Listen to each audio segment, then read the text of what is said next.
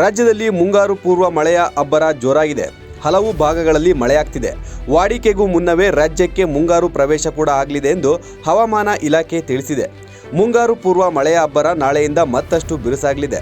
ಕರ್ನಾಟಕದ 23 ಜಿಲ್ಲೆಗಳಲ್ಲಿ ಭಾರೀ ಮಳೆಯಾಗಲಿದೆ ಎಂದು ಹವಾಮಾನ ಇಲಾಖೆ ತಿಳಿಸಿದೆ. ಬೆಂಗಳೂರಿನಲ್ಲೂ ಮೇ 17ರಿಂದ ಭಾರೀ ಮಳೆಯಾಗಲಿದೆ ಎಂದು ತಿಳಿಸಿದೆ. ಕರ್ನಾಟಕದ 23 ಜಿಲ್ಲೆಗಳಿಗೆ ಯೆಲ್ಲೋ ಅಲರ್ಟ್ ಘೋಷಿಸಲಾಗಿದೆ.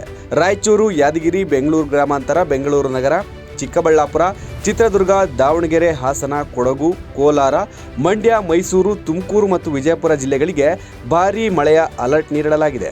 ಉತ್ತರ ಕನ್ನಡ, ದಕ್ಷಿಣ ಕನ್ನಡ, ಉಡುಪಿ, ಶಿವಮೊಗ್ಗ ಜಿಲ್ಲೆಗಳಿಗೆ ಸಾಧಾರಣ ಮಳೆಯಾಗಲಿದೆ. ಮುಂಗಾರು ಪೂರ್ವ ಮಳೆಯ ಮಧ್ಯೆ ಈ ಬಾರಿ ಮುಂಗಾರು ಬೇಗನೆ ಶುರುವಾಗಲಿದೆ. ಮುಂಗಾರು 5 ದಿನ ಮುಂಚಿತವಾಗಿ ಆರಂಭವಾಗುವ ಸಾಧ್ಯತೆ ಇದೆ ಎಂದು ಹವಾಮಾನ ಇಲಾಖೆ ತಿಳಿಸಿದೆ. ಮೇ 27ರಂದೇ ಕೇರಳಕ್ಕೆ ಮಾನ್ಸೂನ್ ಪ್ರವೇಶಿಸುವ ಸಾಧ್ಯತೆ ಇದೆ. ಪ್ರತಿ ಬಾರಿಯೂ ಜೂನ್ 1ರ ನಂತರ ಆರಂಭವಾಗುತ್ತಿದ್ದ ಮುಂಗಾರು ಈ ಬಾರಿ 5 ದಿನ ಮುಂಚಿತವಾಗಿ ಆರಂಭವಾಗಲಿದೆ.